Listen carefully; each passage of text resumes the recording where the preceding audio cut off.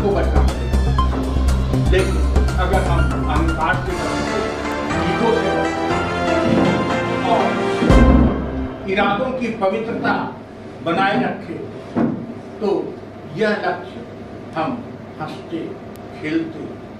और दूसरी चीज एक चीज और जानने की कि जैसे हमने इतना बड़ा लक्ष्य ले लिया, पसीना बहाने से नहीं, हमने कहा आपके व्यक्तित्व में महत्व तभी रहेगी जब आपके चेहरे पर मुस्कान रहे, आप रिलैक्स रहेगा। आप बैल की तरह काम 2 दिन कर सकते हैं, 3 दिन काम कर सकते हैं, लेकिन प्रसन्न चित्त मुद्रा में आप जीवन पर्यंत काम कर सकते हैं। तनाव रहित आपको होना पड़ेगा, किसी प्रक्रिया में नहीं जाना पड़ेगा और लक्ष्य पर समर्पण बनाए रखना होगा। हम इसको प्राप्त करेंगे और इसको प्राप्त कर ही लेंगे, हर हालत में करेंगे, टाइम बाउंड करेंगे, जीतेंगे। महात्मा गांधी, जयप्रकाश नारायण जैसा मेरा नाम तो नहीं है, लेकिन शायद महात्मा गांधी, जयप्रकाश नारायण, नेहरू और महान विभूतियों का आशीर्वाद मुझे प्राप्त है। केवल उनके आशीर्वाद मात्र से मैं ऐसा कर लूंगा। प्रयाग की धरती का आशीर्वाद मुझे प्राप्त है, मैं प्राप्त करूंगा और मैं राजनीति को स्वच्छ करने का जो बिना उठाया है आप कल से मैं न बैठा हूं, 2016 के बाद कभी कभी बैठा हूं, कल के बाद आज सुबह 4 बजे पहली बार उठी। मैं जब सोता हूं तो गहरी नींद सोता हूं, 6 दिन के बाद उठता हूं, लेकिन आज 4 बजे उठ गया। क्यों? क्योंकि इतना बड़ा लक्ष्य नहीं है। और अभी सिंह साहब से मैंने कहा कि मैं अलग एजेंडा नहीं दिया तो मैं विफल हूं। जनवरी में कुछ ऐसा दूंगा जो भूत में कभी किसी ने दिया नहीं होगा, और वो हम नहीं देंगे। हमको तमाम संतों से, तमाम महात्माओं से, तमाम मित्रों से जो ज्ञान प्राप्त हुआ है, जो ऊर्जा प्राप्त हुई है, उसी से वो प्रस्तुत होगा और जनवरी में मैं देगा।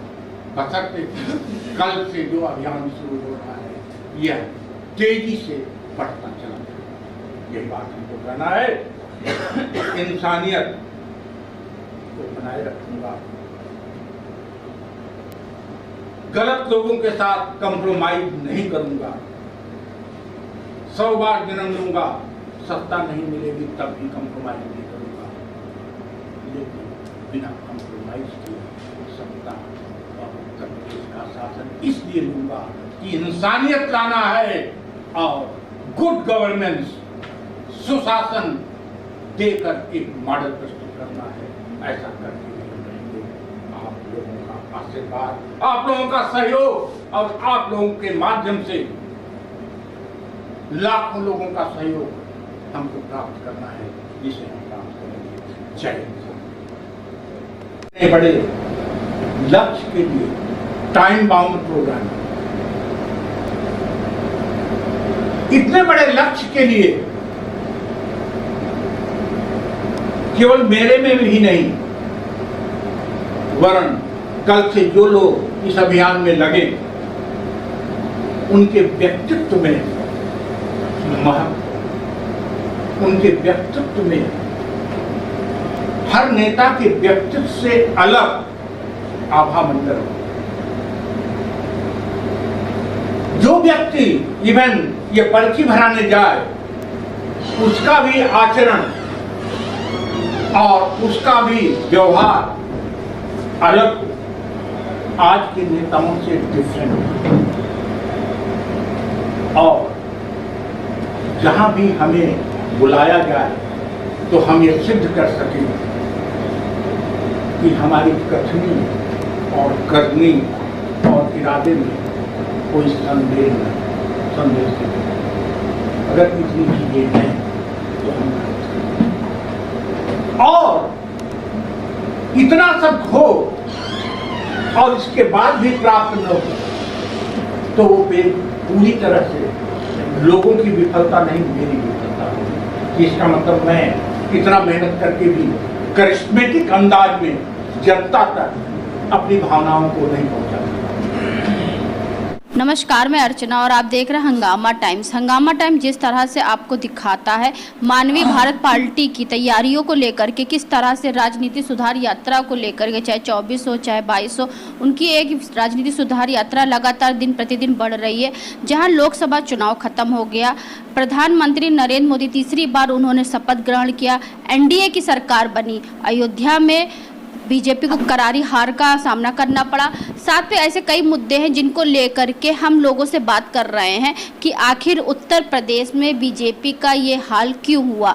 तो इन्हीं सब मुद्दों को लेकर के और राजनीतिक सुधार यात्रा की क्या तैयारी है, तो हमारे साथ में मुक्तेश्वर जी हैं जो कि मानवीय भारत पार्टी के राष्ट्रीय अध्यक्ष हैं। तो उनसे हम बात करेंगे क्योंकि 24 के चुनाव जहाँ खत्म हुए वहाँ पे विधानसभा चुनाव के लिए भी लोग तैयारी अभी से कर रहे हैं, क्योंकि 27 में हो गए विधानसभा चुनाव हो गए और 403 सीटों पे चुनाव होने वाले हैं। तो जिस तरह से उन्होंने 17 में भी विधानसभा के लिए अपनी तैयारी करी थी, 22 में भी तैयारी करी थी, तो हाल ही में जब 3 साल बाद जब चुनाव होगा 27 का, तो उसके लिए क्या तैयारी। तो आपका बहुत बहुत स्वागत है। आज की बैठक का मुख्य मुद्दा ये था कि अब हम लोगों को जनता से वोट मांगना पड़ेगा। जनता का विश्वास जीतने के लिए पार्टी का प्रचार बहुत दिन से हो रहा है। हम इंसानियत का पैगाम लंबे समय से फैला रहे हैं। राजनीतिक सुधार यात्रा जारी है, लेकिन अब हम जनप्रतिनिधि अपनी पार्टी का बनाने के लिए चुनाव लड़ेंगे और इस हेतु एक विस्तृत कार्यक्रम बनाया गया है 4-5 चरणों में। पहला कार्यक्रम है 31 दिसंबर तक का, जिसके तहत हम अगले 6 महीने में 1 करोड़ लोगों से हमारे लोग संपर्क करेंगे, जिनमें से 20 लाख हरियाणा के लोगों से, 20 लाख बिहार के और 60 लाख उत्तर प्रदेश के होंगे। ये टीमें कल से निकलेंगी और जनता तक हमारी बातें, हमारे राजनीतिक सुधार की प्रासंगिकता, हमारे मिशन की प्रासंगिकता, हमारे इंसानियत का महत्व और राजनीति में कैसे सुधार किया जाए, इस संदर्भ में जनता से संवाद करेंगे। तो ये बताइए, जो 403 विधानसभा सीटों पर, तो उनमें कितने प्रत्याशी आपके उतरेंगे? अब 5 और 10 की बात नहीं है। अब हम इस स्थिति में हैं कि हम सभी सीटों पर चुनाव लड़ें और आधी से अधिक सीटें जीतें। ये हमारा लक्ष्य है और इसको पूरा करेंगे। तो किस तरह से आप लोगों का चयन करेंगे, चयनित किस तरीके से करेंगे, क्योंकि आपकी जो विचारधारा है वो अन्य लोगों से मेल नहीं खाती है। तो अन्य लोगों से हम समझौता भी नहीं कर रहे हैं। अन्य लोगों से अगर मेल खाती तो हम पार्टी क्यों बनाते हैं। निश्चित रूप से किसी पार्टी से हमारी विचारधारा मेल नहीं खाती, क्योंकि इंसानियत का कोई ध्यान ही नहीं दे रहा है। सब जातिवाद, भ्रष्टाचार, सांप्रदायिकता इसके पचड़े में पड़े हैं। सब लॉलीपॉप, रेवड़ी बांटने के चक्कर में पड़े हैं, प्रलोभन देने के चक्कर में पड़े हैं। हम इनसे बहुत दूर हैं, बहुत दूर हैं। और ऐसी स्थिति में हम क्या कार्यक्रम बनाएंगे ये तो समय समय पर बताएंगे हम आपको। एक दिन में हम अपनी स्ट्रेटजी ओपन नहीं करेंगे, लेकिन फिलहाल कल से हमारे पार्टी के लोग निकलेंगे और विभिन्न क्षेत्रों में जाकर जनता से सीधा संवाद करते हुए अपना मिशन बताएंगे। जिस तरह से लोकसभा चुनाव में बीजेपी सरकार का नारा था 400 पार, लेकिन यूपी से उनको करारा झटका लगा, इस बारे में क्या कहें? ये बीजेपी वालों से पूछिए, उनके अहंकार का जवाब सरकार जनता ने दे दिया। ये तो उनका अहंकार था। और ऐसी स्थिति में हम जो सीटों की बात कर रहे हैं वो अहंकार के तहत नहीं कर रहे हैं। हम सिर्फ इसलिए कर रहे हैं, राजनीतिक सुधार तभी संभव है जब जनता का हमें भरपूर समर्थन प्राप्त हो। यूपी की जनता को नई राजनीति से जोड़ने के लिए आपकी पार्टी के क्या मुख्य एजेंडे रहेंगे इस बार? लुभाने का तो प्रश्न ही नहीं है। जनता में अपनी विश्वसनीयता सिद्ध करना और जनता को विश्वास दिलाना कि जो हम कह रहे हैं वो करेंगे, और जनता तक इस बात की पैठ दे देना कि राजनीतिक सुधार के अलावा कोई रास्ता नहीं है। देश का कल्याण करने के लिए, गरीबों का कल्याण करने के लिए।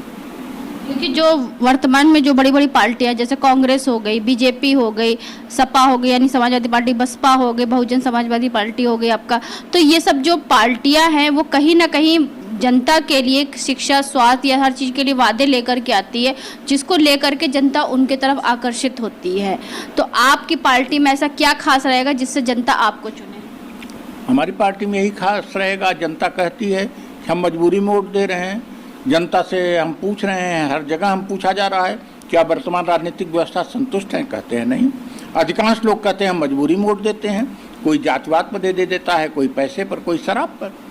हम विकल्प देंगे कि आपको न जात पर वोट देना है, धर्म पर देना है, आपको अच्छे लोगों को देना है, और आप स्वयं आइए हमारे साथ, जितने अच्छे लोग हैं।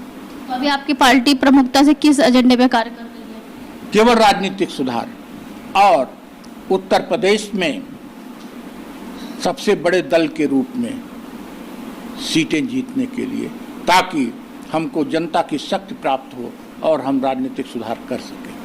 राजनीति में अभी क्या क्या क्षेत्र ऐसे हैं जिनमें आपको सुधार करने की बहुत जरूरत है? सभी क्षेत्र में।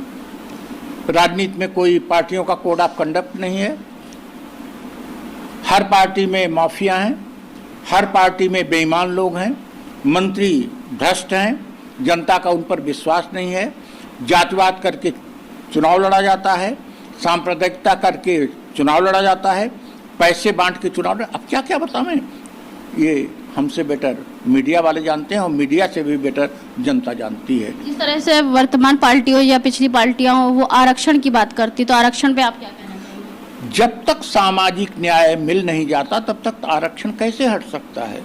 सामाजिक न्याय मिल जाए, समाजवादी समाज की स्थापना हो जाए, आरक्षण की प्रासंगिकता स्वतः समाप्त हो जाएगी, लोग योग्य हो जाएंगे, तो आरक्षण लेंगे क्यों? लोग मना कर देंगे। तो आपको क्या लगता है आरक्षण किस मुद्दे पे मिलना चाहिए? आरक्षण सभी मुद्दों पर। सामाजिक असमानता है वो पहली वरीयता है, उस पर आरक्षण मिला। आर्थिक असमानता है तो आर्थिक आधार पर भी मिलना चाहिए, लेकिन केवल आरक्षण से काम नहीं चलेगा। आरक्षण से का राजनीतिक लाभ पार्टियां ले रही हैं। आरक्षण के तहत जिनको लाभ मिला वो मजबूत हो जाएं। क्यों नहीं मजबूत हो पाए? 1950 से संविधान लागू हुआ, आज 74 साल हो गए और अभी तक मजबूत क्यों नहीं हो रहे हैं? इसका मतलब आरक्षण को लागू किया जा रहा है, लेकिन बेईमानी के साथ लागू किया जा रहा है, ईमानदारी नहीं। पेंशन को लेकर के बहुत सारे लोग परेशान हैं। लोग कहते हैं कि जो वर्तमान सरकार है वो पुरानी पेंशन को बंद कर रहे, तो इसके बारे में क्या? पुरानी पेंशन लागू होनी चाहिए। पेंशन से जब आदमी वृद्ध होता है, असहाय होता है, तो सबसे बड़ा सिंबल है, इसलिए पेंशन व्यवस्था लागू होनी चाहिए। जहाँ पे एक बार मंत्री विधायकों की पेंशन इतनी बड़ी बड़ी हो जाती है और वहीं पे 30-35 साल जो अपना कार्य देता है, सरकारी जॉब देता है, तो उनकी पेंशन सरकार बंद करती है। हम तो कह रहे हैं मंत्रियों विधायक को भी मिले, लेकिन सरकारी कर्मचारियों को आवश्यक रूप से मिले।